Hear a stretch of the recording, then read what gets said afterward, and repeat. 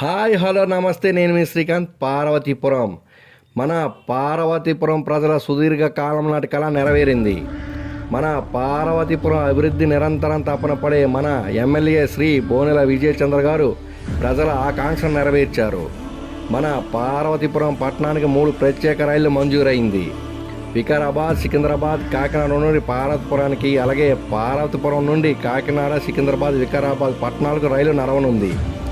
ఈ నెల 9, 10, 11, 12 తేదీల్లో 07461 నెంబర్ గల రైలు వికారాబాద్ నుండి పార్వతీపురానికి, పార్వతీపురం నుండి వికారాబాద్కు 07446 నెంబర్ గల రైలు కాకినాడ నుండి పార్వతీపురానికి, అలాగే 07463 నెంబర్ గల రైలు పార్వతీపురం నుండి కాకినాడ, అలాగే 07464 నెంబర్ సికింద్రాబాద్ నుండి పార్వతీపురానికి, అలాగే 07465 నెంబర్తో గల పార్వతీపురం నుండి సికింద్రాబాద్కు ప్రత్యేక రైళ్లు నడుస్తాయి.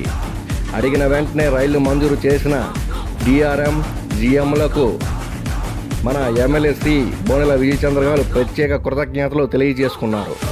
ఫ్రెండ్స్, మన పార్వతీపురం పరిసర ప్రాంత ప్రజలు అందరూ తప్పకుండా ఈ అవకాశాన్ని సద్వినియోగం చేసుకోవాలని కోరుచున్నాను. అలాగే నా తరపున, మన పార్వతీపురం ప్రజలందరి తరపున మన ఎమ్మెల్యే శ్రీ బోనెల విజయచంద్ర గారికి ప్రత్యేక కృతజ్ఞతలు తెలియజేసుకుంటున్నాను.